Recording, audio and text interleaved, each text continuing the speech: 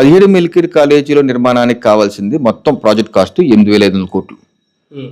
దానిలో కేంద్ర ప్రభుత్వం 5,000 కోట్ల వరకు 4,800 చిల్లర ఉంది. సో వరకు 5,000 కోట్ల వరకు కేంద్ర ప్రభుత్వం ఇస్తుంది. సో మిగతా 4,500 కోట్లు రాష్ట్ర ప్రభుత్వం పెట్టాలి.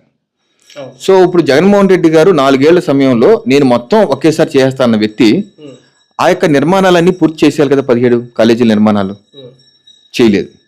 ఆయన ఏం చేశారు, మొత్తం ఇప్పుడు వరకు ఆయన 4 ఏళ్లలో ఖర్చు పెట్టింది నిర్మాణానికి 2,125 కోట్లు మాత్రమే. దానిలో కూడా కాంట్రాక్టులు పే చేసింది 1,400 కోట్లు మాత్రమే.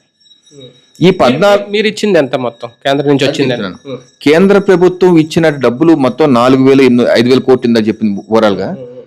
ఆ డబ్బుల్లో గరిష్టంగా పేమెంట్లు ఆ డబ్బుల నుంచే చేశారు.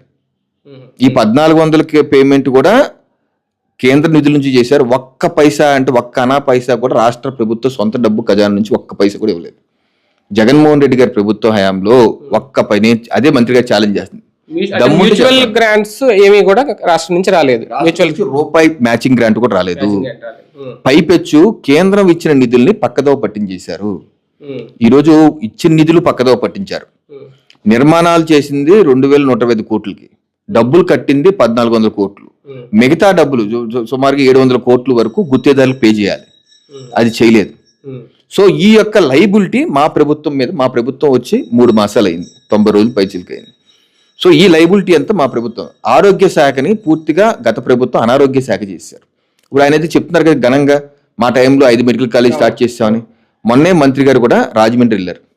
మంత్రి గారు చెప్తుంది ఏంటి, అక్కడ మెడికల్ కాలేజీ స్టార్ట్ చేసేసినప్పటికీ కనీసం హాస్టల్ ఫెసిలిటీ, బాలబాలికలకి హాస్టల్ ఫెసిలిటీ లేదు. హాస్టల్ లేదు అక్కడ. నెక్స్ట్ క్లాసులు స్టార్ట్ చేసామన్నారు కదా 5 కాలేజీల్లో, ఏం ఫెసిలిటీ లేకుండా క్లాసులు ఎలా ప్రారంభించారు? అదే కదా సమస్య. ఇప్పుడు మేము మా ప్రభుత్వం వచ్చాక చూసుకుంటుంటే విద్యా ప్రమాణాలు ఆ కొత్త కాలేజీల్లో పెద్దగా లేవు. స్టాఫ్ బోధన సిబ్బంది కూడా లేరు. మంత్రి గారు చెప్తున్నారు రాజమండ్రి కాలేజీలో బోధనా సిబ్బంది తగినంత ఉండాలి, లేదు. రాజమండ్రి జనరల్ జీజీహెచ్ ఆసుపత్రిలో 304 డాక్టర్లు ఉండాలి, ఉన్నది 180 మాత్రమే, అంటే 40% లేరు. అలాగే కాలేజీల్లో కూడా బోధన సిబ్బంది లేరు. మంత్రి గారు అడుగుతుంది ఏంటంటే, అయ్యా మీరు స్టార్ట్ చేసేసామన్న వాటిల్లోనే ఇప్పటి వరకు పూర్తి ఫ్లెడ్జ్గా అవ్వలేదు, స్టాఫ్ కూడా పూర్తిగా లేరు. అంటే నాణ్యతా లోపాలు పెట్టుకొని ఏమాత్రం ప్రమాణాలు పాటించకుండా ప్రజల జీవితాలతో ప్రాణాలతో చెలగాటమాడే వైద్య వృత్తిని ఈ రకంగా భ్రష్టు పట్టించేసి మీరు ఏదైతే చేశారో దుర్మార్గమైన పని, అదే దుర్మార్గంగా మేము కూడా ఉండాలా? లేకపోతే మేము సమయం తీసుకొని వచ్చే ఏడాది కన్నా సరే దీనిలో కొన్ని కాలేజీల కన్నా సరే మరి మౌలిక వసతులన్నీ కల్పించి ఫుల్ ఫ్లెడ్జ్ స్టాఫ్ పెట్టుకొని వెళ్ళాలా? ఏది చేయమంటారు? దమ్ముంటే మీరు రండి, చర్చకి రండి. మీరు ఏం చేశారు మీ హయాంలో, ఏం చెయ్యాలి, ఏం చేశారు, ఏం చేయకూడదో ఏం చేశారు, లేకపోతే ఏ 3 నెలల్లో మేమేం చేసిన అన్యాయం ఏంటి, చర్చకి రమ్మంటున్నారు.